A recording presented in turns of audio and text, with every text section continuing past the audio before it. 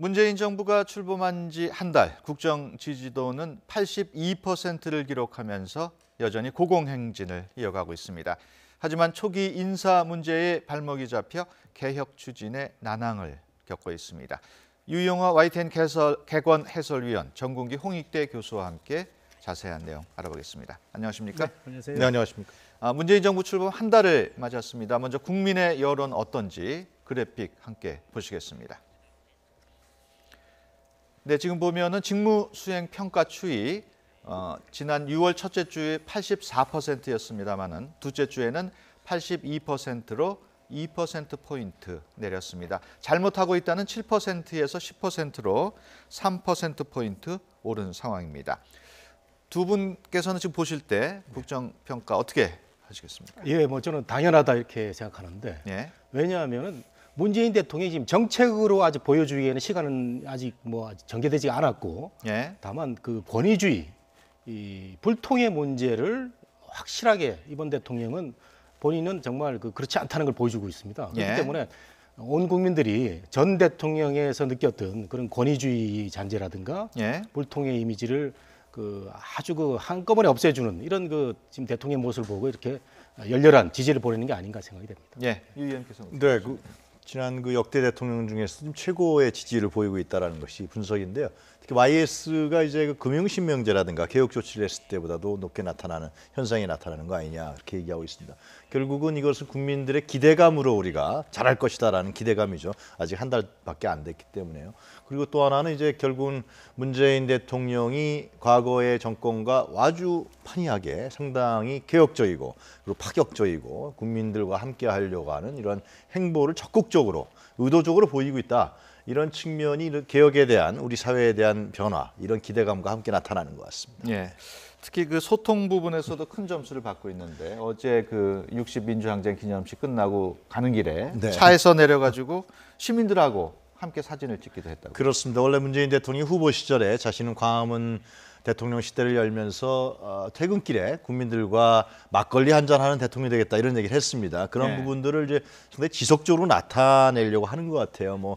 과거에 처음에 청와대에서 테이크아웃 잔으로 커피를 먹는다든가 네. 수석 비서관들과 함께 점심을 먹는다든가 특히 이제 국민들과의 어떤 소통 부분에 굉장히 노력하고 또 그것을 받아들이려고 하는 어떤 의도적이고 정치적인 행보 이런 부분들은 국민들 입장에 봤을 때는 상당히 달라지고 있다. 뭔가 세상이 네. 바뀌고 있다. 이런 부분들을 문재인 대통령이 적극적으로 수용하고 있다. 상당히 이제 정치에 대한 어떤 신뢰 이런 부분까지도 갈 수 있는 중요한 행보인 것 같습니다. 예. 그런가 하면은 김동연 신임 경제부총리가 임명장을 받았는데 이때도 좀 의외의 장면이 연출이 됐습니다. 사진 함께 보시겠습니다. 네, 지금 문재인 대통령과 김동연 경제부총리 사이에 있는 여성을 볼 수가 있는데요. 바로 김동연 부총리 부인 정우영 씨입니다. 문 대통령은 김 부총리에게는 임명장을 또 배우자인 정우영 씨에게는 꽃다발을 직접 선물을 했습니다. 오른편 사진을 보면 문재인 대통령은 옆으로 자리를 비켜섰고 김 부총리 내외가 기념 촬영을 하는 동안 박수를 치고 있는 모습을 볼 수 있습니다. 지금 저런 임명장 수여식 전에는 볼 수 없던 모습으로 봐야 됩니까? 그렇죠. 전에 저렇게 강요를 부총리지만 임명을 해가지고 부인을 초청해서 꽃다발을 대통령이 직접 주고 하는 모습은 처음 봤는데 예. 아주 분위기는 정말 따뜻해 보이고 또 한편으로는 경제 좀 잘해라. 예. 당신한테 이제 책임줄 테니까 잘해라라는 모습이 좀 보이는데 한편으로 김동연 부총리 정말 잘해야 됩니다. 본인이 이번에 아주 결점이 없어가지고 통과된 게 아니거든요. 예. 다른 후보자들이 너무 흠결이 많다 보니까 그냥 슬그머니 간 겁니다. 예. 예를 들어서 어머니를 통해서 부동산 투기 의혹도 있고 등등 하고 그다음에 역대 정권을 이렇게 쭉 거치면서 차관 장관을 다 한 분인데 예. 뚜렷한 경제 철학이 없다 이런 비판도 받았거든요. 예. 근데 과감하게 문재인 대통령이 발탁을 한 겁니다. 그렇다면 어제 대통령이 보여준 저런 전폭적인 지지에 대해서 본인이 어떻게 보답할 것인가 저는 그런 장면으로 해석을 좀 하고 싶습니다. 예. 네. 문재인 정부 지금 한 달 됐습니다만 자유한국당에서는 소통 정보가 아니라 쇼통 또는 먹통 정도 이렇게 비난을 하고 있습니다. 그 부분은 어떻게 보십니까?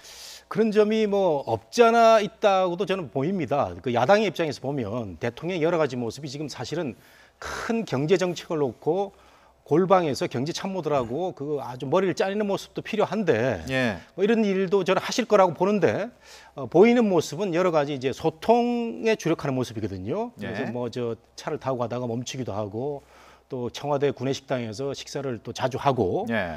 또 어제 재미난 장면을 봤습니다. 청와대 식당에서 대통령이 이제 그 식판을 들고 이제 그 자리를 옮기는데 예.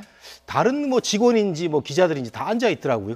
그런 모습은 과연 저게 이게 자연스러운 건지 뭐 부자연스러운 건지 저도 헷갈릴 정도인데 어쨌든 간에 대통령이 지금 소통의 이미지는 잘 보여주고 있기 때문에 예. 야당이 이런 비판을 생각해서라도 좀 더 큰 문제에 대해서 골몰할 수 있는 시간을 좀 많이 가져라. 이런 그 조언을 좀 예. 드리고 싶습니다. 자유한국당에게는 그것이 이제 이미지 정치 아니냐 그런 거 아니겠습니까? 쇼통이라는 게 보여주기식이고 그런 식으로 국가 운영을 하려고 하는 것인데 그건 문제다라고 지적을 하는 건데요. 근데 이제 이러한 문재인 대통령의 행보가 지속적이 된다면은 그리고 상시적이 된다 그러면은 그런 쇼통의 보여주기식 정치는 아니라는 것이 증명이 되겠죠. 예. 저는 하여튼 문재인 대통령의 행보가 왜 중요하냐면 이것이 정부 조직 문화에도 이게 옮겨가고요. 또 민간 영역까지 이러한 어떤 탈권위주의적이고 수평적인 리더십의 문화가 옮겨간다 그러면은 우리 한국 사회의 변화 이런 부분에 대해서 굉장히 적극적인 역할을 할 수 있다. 예. 그런 측면에서 봤을 때 이제 한국당에서 비판하고 있는 보여주기식 이미지 정치가 아니라 청와대와 문재인 대통령이 지속적으로 이 문제 이러한 문화를 관철시켜 나가고 예. 행하는 것이 이제 중요하다 그런 생각이 듭니다. 예. 문재인 정부로서는 지금 그 가장 큰 걸림돌이 인사 문제가 되고 있습니다. 현재 김희수 헌재소장 후보자는 자유한국당과 바른정당이 반대하고 있고 김상조 공정거래위원장 후보자는 자유한국당이 반대를 하고 있습니다. 이렇게 보면은 캐스팅 보트를 국민의당이 쥐고 있는 거 아닌가 이렇게 생각이 드는데 어떻습니까? 국민의당이 그 가세를 하느냐에 따라서 뭐 국회 표결은 없지만 예. 여러 가지 여론을 대변할 수 있는 민의를 대변할 수 있는 이런 그 결정인데 채택 여부와 상관없이 대통령이 뭐 임명을 할 수는 있죠. 그러나 예. 국민의당이 그 같이 생각을 해준다면은 이건 민의다 해서 바로 이제 그 야당의 반발을 누그러뜨릴 수 있는데 예. 이런 문제 때문에 국민의당의 역할이 굉장히 중요한데 문제는 이 과정에서 국민의당이 스스로 정체성의 문제에 또 빠지고 있다는 거죠. 예. 언제까지 우리가 정부 여당의 이중대로 이런 모습을 가야 되느냐라는 그런 또 그 약간의 정치적인 색깔의 문제로 지금 그 고민을 하고 있습니다. 예. 그렇기 때문에 원칙에 대한 문제와 또는 그 호남을 기반으로 하는 그 정당 색깔의 문제가 충돌하는 이런 과정에서 매우 고민이 깊지 않나 싶어서 지금 왔다 갔다 하고 있죠. 예. 이런 모습이 보이는데 저는 이 과정도 괜찮다고 봅니다. 예. 우리나라 그 정당이 어떻게 그 원칙과 명분의 문제를 잘 조율하느냐. 예. 앞으로 우리가 쭉 두고 봐야 되겠죠. 네. 예. 국민의당은 지난 9일 강경화 외교장관 후보자에 대한 지명 철회를 공식 요구했습니다. 그러면서 임명을 강행할 경우에 다른 후보자 채택을 협조하기 어렵다 이런 뜻을 내비쳤는데요. 그래픽을 함께 보시겠습니다. 네, 지금 국민의당 최명길 원내대변인 강경화 후보자 임명을 강행하면은 앞으로 남은 인사청문회에 영향을 미칠 것이다 이렇게 얘기를 했고요. 이상돈 국민의당 특위 간사 일방적으로 임명하면 다른 것은 그만일 것이다 이렇게 얘기를 했습니다. 국민의당 보면은 헌재소장을 지렛대로 삼아서 네. 강경화 후보자를 탈락시키려는 거 아니냐 이런 모습인데 어떻습니까? 국민의당 입장에 봤을 때는 지난번 이낙연 총리 후보자 시절에 그 부분에 대해서 이제 인준해 주는데 결정적이고 전격적인 동의를 해주지 않았습니까? 예. 근데 이번에는 강경화 후보자 같은 경우 국민의당 입장에서 봤을 때는 청와대에서 예. 선제적으로 상당히 능력과 자질이 있다라고 얘기했음에도 불구하고 청문회 과정에서 그런 부분들이 적절하게 나타나지 않았다라는 걸 지적하는 것 같고요. 예. 특히 이제 그 위장 전입 문제라든가 여러 도덕적 흥결이 상당히 뚜껑을 열어보니까 더욱더 진하게 나타났다 이런 예. 부분을 주장하고 있습니다. 반면에 이제 청와대라든가 여권에서는 과연 그래도 유엔에서 그렇게 오랫동안 했던 여성으로서의 유리천장을 깨는 예. 이런 파격 인사로서 또 유엔에서 다자외교를 했던 능력 있는 사람이 아니냐, 결정적인 흥결은 아니지 않느냐 이렇게 하면서 상당히 대통령을 뿐만이 아니라 여권에서 전격적으로 좀 강경화 후보자를 인사청문회 과정에서 야당의 동의를 받기 위한 네. 그런 노력을 하고 있는 것으로 보여집니다. 예. 그래서 이 문제는 사실상 강경화 후보자를 만약에 이후에 대통령이 임명을 강행하느냐 아니면 야당의 요구를 받아들여서 이걸 좀 다른 방식으로 푸느냐라는 것은 이 국회 정국을 푸는데 문재인 정부의 국정 운영을 푸는데 굉장히 중요한 키가 되고요. 열쇠가 네. 될 것으로 보여지는데요.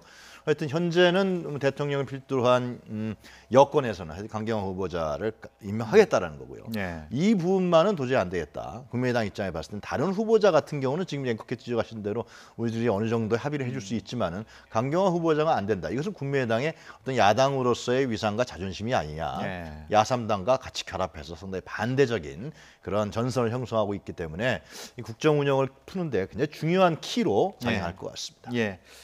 지금 말씀하셨습니다만 강경화 외교장관 후보자가 가장 많은 야당의 반발을 사고 있습니다. 청와대에서 계속 설득은 하고 있는데 박뚜렷한 방법이 보이는 것 같지는 않아요. 예, 어떻습니까? 비교적 다른 후보자에 비해서 이제 흠결이 조금 많아 보이고 예. 또 제가 그 청문회를 보니까 YTN을 통해서 청문회를 보니까 강경화 후보자가 청문회에서 그렇게 썩 잘하지 못한 걸로 제가 느껴졌어요. 예. 그 유엔에만 있다 보니까 우리나라 그 주변을 둘러싼 사강 외교라든가 이런 그 글로벌 그 외교 정책에 대해서 아직 제대로 파악을 못했는지 예. 뚜렷하게 그 국회의원들을 설득을 하지 못한 이런 측면이 있고요. 김희수 후보자도 마찬가지입니다. 그 어떤 조국관 같은 걸 놓고 국회의원들하고 이렇게 아주 설득력 있는 커뮤니케이션이 안 돼가지고 좀 문제가 되는 거거든요. 지금 강경화 후보자는 안 된다라는 게 뭐 바른정당, 국민의당, 한국당 일치된 의견인데, 예. 근데 저는 이런 생각이 듭니다. 지금 5가지 기준은 모든 후보자가 다 깨트렸어요. 예. 안 걸린 사람이 없어가지고 어떻게 하다 보니까 우리나라 이 오피니언 리더들, 고위공직자 후보들이 이렇게 된지 모르겠습니다만은 예. 그게 다 깨트려진 상태에서 조금 뭐 누구는 많고 누구는 적어 보이는 그런 과정인데 누구는 된다 안 된다 이 문제가 결국은 정치적인 어떤 쟁점으로 변했단 말이죠. 예. 그래서 이게 과연 앞으로 청문회가 이렇게 계속 그 정치적인 쟁점으로 한 후보자로 가야 될 것인가라는 생각이 들어서 저는 야3당이 반대를 한다면은 강경화 후보자도 위장 전입이 있고 뭐 많이 있지만 딸의 이중 국적도 있고 많이 있지만 사강 외교라든가 실력이 부족해서 안 된다라고 정확하게 얘기를 했으면 좋겠어요. 그렇다면은 국민들이 다른 후보자들도 다 흠결이 있지만 실력이 안 된다니까 그러면 그런가 보다. 그럼 대통령이 강행하면은 대통령이 좀 무리하는구나 이렇게 생각할 텐데 기준과 여러 가지 지금 이 제도적인 허점이 막 미비된 상태에서 혼란스러운 과정이 전개되고 있는 것 같아요. 예. 어떻게 보십니까? 대통령께서 강행을 할까요? 지금 기류로 봤을 때는 그리고 이제 강경화 후보자를 처음에 발표할 때도 위장 전입 문제와 예. 그리고 이중 국적 문제를 청와대에서 인사수석이 먼저 얘기를 하지 않았습니까? 예. 그 얘기는 이러한 흠결이 있는데도 불구하고 우리는 임명을 하겠다라는 것을 사실 간접적으로 얘기한 거거든요. 예. 지금도 그 기류는 바뀌지 않고 있는 것 같습니다. 예. 그러면서 야당이 협조를 구하고 특히 이제 월요일 날 또 국회에 와서 시정 연설을 하면서 여러 가지 네. 협조를 구하는. 그래서 이제 청와대라든가 여권의 분위기는 그런 거죠. 강경화 후보자가 물론 청문회 과정에서 나름대로 도덕적 흠결이 나타났지만은 이건 결정적인 것 같지 않다. 그리고 처음 이 새 정부에서 강경화 후보자를 낙마시키게 된다면은 국정 운영에 상당한 장애 요소가 있을 수밖에 없다. 예. 그래서 전방위적으로 하여튼 설득과 국민 여론전을 펴서 지금 말씀하신 대로 좀 약간 난처한 입장, 어떻게 보면 좀 정치적 딜레마가 있는 국민의당을 집중적으로 공략을 해서 예. 하여튼간에 그 카드를 받아내겠다라는 것인데요.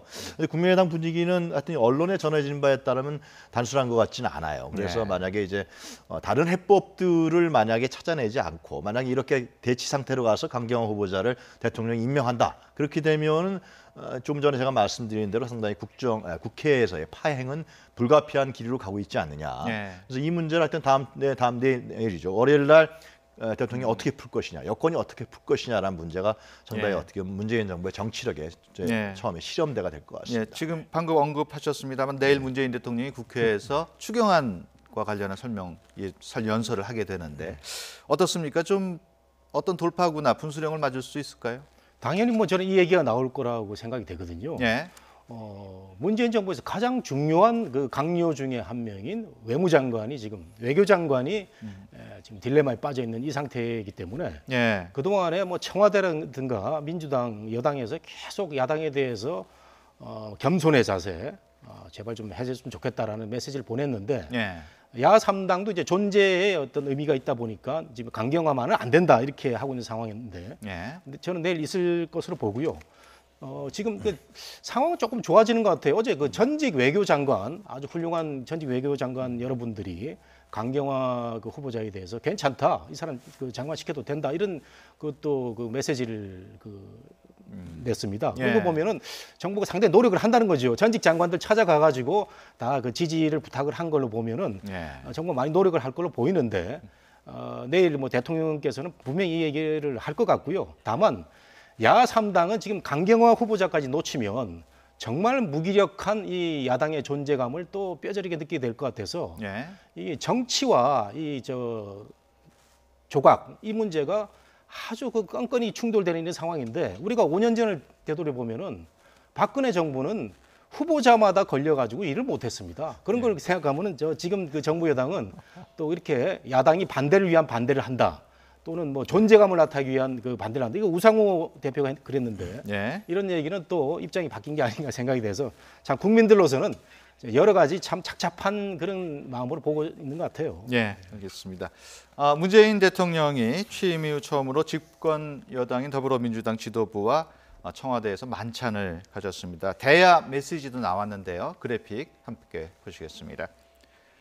네, 어제 만찬 자리에서 문재인 대통령은 한미 정상회담에 야당 의원들도 포함될 수 있도록 각 정당에 제안해달라 이렇게 얘기를 했습니다. 과연 이런 제안으로 그 야당의 압박을 좀 풀 수가 있을까요? 저는 어떻게 별도로 생각한다 그러면요. 저는 상당히 이례적이고 고무적인 겁니다. 그러니까 예. 이 한미 정상회담은 이게 뭐 여야가 없는 문제 아니겠습니까? 예. 우리 국가의 이익과 관련된 문제인데 야당 의원들을 같이 동행해서 간다라는 것은 상당히 파격적이고 예. 신선한 문제인데 이것이 이제 현재 강경화 후보자 인사청문회 문제하고 결합돼서 이것이 잘 안 풀리는 부분과 결합되니까 예. 야당 입장에서 봤을 때는 그거를 해서 우리를 이렇게 설득해서 타협하는 분위기로서 연출하려는 거 아니냐 예. 이런 생각을 가질 수가 있습니다. 예. 근데 저는 하여튼간에 월요일 날 이제 시정 연설을 할 때 문재인 대통령이 추경에 대한 부분도 얘기를 하겠지만은 예. 결국은 국회에 대한 협치 문제 이 부분들에 대한 새로운 카드가 좀 나와야 되지 않겠느냐. 물론 예. 여론전이라든가 이런 압박전도 중요하지만은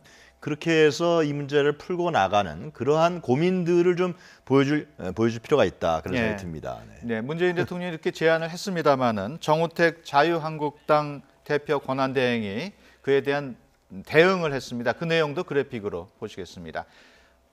네, 지금 보시고 계신데요. 정우택 권한대행 이런 분위기에서 청와대 가서 밥 먹는 게 말이 되느냐.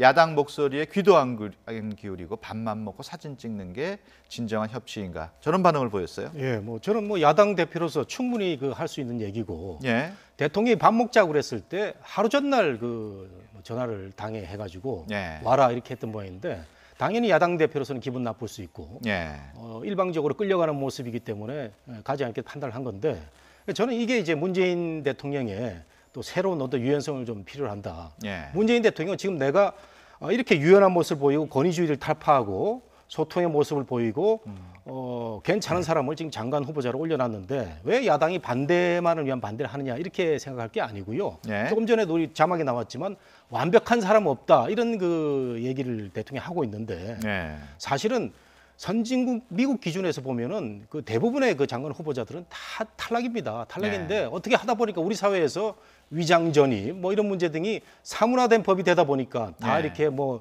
규정을 어기고 지금 후보자가 올라가는 거 아니겠습니까? 그렇다면은 이 기준에 대한 문제도 5대 원칙에 대한 기준의 문제도 대통령이 하면 근본적인 입장을 밝힐 필요가 있을 것 같고 예. 그다음에 대통령을 도운 많은 분들이 최근에 야당한테 전화하라 이런 얘기 하고 있거든요. 그래서 그 대통령이 소통을 잘하는데 이 조각 과정에서 약간 좀 그 섭섭했던지 뭐 정우택 대표라든가 다른 야당 그 지도자들한테 직접 전화는 아직 안 하는 걸로 제가 네. 알고 있는데 뭐 전화 많이 해가지고요. 그 레이건 대통령의 위대한 소통자라는 그런 그 한국에도 이런 사람이 있다는 걸 좀 보여줬으면 좋겠습니다. 예. 물론 한국당이 정서적으로 기분 나쁠 수는 있지만은 청와대에서 오찬 회동을 같이 하자 상임위원장단과 네. 그것을 거부하는 것은 제가 보기엔 다시 좀 재고해봐야지 않느냐 한국당에서 가서 뭐 왜 자신들이 반대하는지 향후에 추경 예산 부분에서 문제가 무엇인지 이런 부분들 같이 얘기하는 자리 예. 이런 부분들에 대한 지속성을 한국당에서 가져가는 것이 좋지 예를 들면 마치 이런 부분들을 뭐 기분 나빠서 안 간다라는 측면에서 반대를 위한 반대당으로 전략할 가능성이 크거든요. 그래서 뭐 이것을 계속해서 반대만 할 수는 없는 거 아니겠습니까? 집권 여당과 집권 정부가 있는데도 불구하고 그래서 이 문제 다시 한번 재고를 해서 청와대 가서 그것이 뭐 꼭 분위기만 연출하는 것이 아니죠. 거기서 분명한 자기 목소리를 내는 것도 제가 보기에는 좀 현명한 처신이 아니냐 그런 생각이 듭니다. 자유한국당이 저렇게 초강경 대응을 하는 게 제1야당으로서의 존재감을 표시하기 위한 건지 아니면은 국민의당을 견제하기 위한 것인지 뭐 양쪽 다인지 어떻게 보십니까? 저는 뭐 양쪽 다라고 보고요. 또 국민의 눈도 의식한 걸로 보입니다. 그 많은 지금 보수 중도 지지층에서는 예. 지금 야당이 뭐 하고 있냐는 얘기를 많이 하고 있습니다. 한국당을 예. 비롯해가지고 바른정당. 5년 전에 박근혜 정부가 그 장관들 그 조각을 할 때 지금과 같은 거의 비슷한 사안입니다. 예. 그걸 지금 그 여당인 민주당이 그 태클을 많이 걸어가지고 그 정부 출범을 굉장히 6개월 이상 뭐 걸린 거 우리 다 기억하시지 않습니까? 예. 그런 걸 생각하면은 그 야당으로서는 지금 5년 전을 생각하면 더 사실은 그 열심히 태클 걸어도 될 텐데 무기력하다. 왜냐하면 지금 뭐 전당대회도 앞두고 있고 예. 그다음에 대선에서 너무 참패했기 때문에 뭐 정신이 하나도 없는 거예요. 예. 없다 보니까 청문회 스타들은 다 국민의당에서 나온다 이런 얘기도 있고 그래서 지금 그 제가 알기로는 한국당 주변에서는 지지자들 사이에서 많은 그 비판 그 여론을 듣고 있다고 합니다. 예. 그래서 청와대라든가 야당을 의식한 것도 있지만 지지층을 그 설득하고 지지층을 담보하기 위한 이런 모습도 최근에 나온 게 아닌가 이런 예. 생각이 좀 듭니다. 예. 문재인 대통령이 월요일 날 국회 연설을 합니다마는 수요일에는 그 장관 후보자 4명의 인사청문회가 예정이 돼 있습니다. 그래픽으로 함께 보시겠습니다. 네, 지금 보면은 14일 인사청문회에 김부겸, 또 도정환, 김영춘, 그리고 15일에 김현미 장관 후보자 이렇게 4명이 예정이 돼 있습니다. 또 하나의 슈퍼 수요일이라는 얘기도 나오고 있는데요. 그동안 현역 의원이 청문회 해가지고 탈락한 적이 한 번도 없다는 얘기 앞서 리포트로도 전해드렸습니다만 이번에도 다 통과될 걸로 보십니까? 네, 아무래도 여태까지 25명의 장관 후보자 중에서 현역 의원들이 인사청문회가 있었는데 다 통과가 됐습니다. 네. 통과라는 건 이제 청문보고서 채택을 여야가 다 합의해줬다는 것이죠. 특히 이번에 4명의 현직 의원들의 후보자들은 이제 특히 김부겸, 김영춘 두 의원 같은 경우는 당내에서도 사실상 비주류였던 인사들이고요. 네. 그 대구와 부산이기 때문에 상당히 전향적인 입장의 인사 아니었느냐. 특히 또 김현미 후보자 같은 경우는 상당히 파격 인사죠. 국토부라면 좀 남성성이 강조되는 어떤 그릇된 남성성입니다. 합니다. 그런 부분에 있어서의 여성 의원을 발탁했기 때문에 뭔가 달라지는 그리고 현재 우리나라의 대한민국의 국토 개발 문제에 있어서도 다른 시각과 다른 인식을 보여주겠다라는 적극적인 의지라고 보여집니다. 예. 도정환 후보자 역시 뭐 시인이고요. 실제로 문화라든가 문화에 대한 조예가 있기 때문에 뭐 상당 부분들 통과에 대해서는 무리가 없지 않냐 하는데 도정환 후보자는 저 문제가 좀 있어요. 역사관 문제가 좀 있어서 좀 첨예하게 좀 나오는 것 같습니다. 특히 이제 그 가야사 발굴 문제에 있어서 기존의 역사학계에서 상당히 인정하지 않는 부분들 그리고 이제 뭐 이쪽에서는 뭐 민족사관에 너무 치우쳐 있는 학자들, 제야 역사학자들, 또 유사 역사학자들의 입장을 너무 두둔하고 있는 것이 아니냐 이런 부분들은 어떻게 보면은 과거의 국정교과서 문제처럼 정부가 상당히 역사 부분에 권력을 통해서 관여하려는 것이 아니냐 이렇게 해서 기존 학계에서 상당히 반발이 큽니다.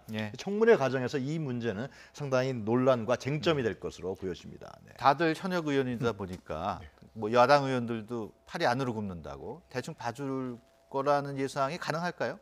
그렇죠. 뭐 우리 앵커님도 국회 출입 많이 하셔가지고 아시겠지만 우리 국회의원들이요.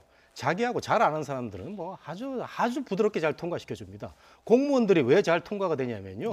항상 그 국회에서 그 얼굴을 맞대거든요. 그래서 서훈, 김동연 이런 분들이 이번 다 흠결이 있습니다. 이분들도 흠결이 있는데도 쉽게 통과된 것은 자주 접촉하고 커뮤니케이션이 잘 되기 때문에 무난하게 이게 통과를 시키는 경향이 있고 역시 그 같은 식구인 현역 의원들이 저는 무난하게 뭐 자질구레한 거는 나오겠다고 보는데 통과가 될 것으로 보이지만 당장 이 두 분들 앞에 큰 난제가 있다. 우리 아까 그 유 박사님 말씀하신 대로 도정환 의원의 그 역사관 문제, 이 문제는 대통령이 하신 말씀하고도 연결해서 좀 우리가 좀 더 들여다봐야 되고요. 김현미 의원은 지금 저 서울 부동산 폭등에 대해서 이거 대책을 확실히 제가 세워가지고 청문회 나와야 될 것 같은 그런 알겠습니다. 책임감이 있다고 봅니다. 알겠습니다. 지금까지 유영화 YTN 개관 해설위원 그리고 정국기 홍익대 교수와 함께 얘기 나눴습니다. 오늘 말씀 고맙습니다. 감사합니다. 고맙습니다.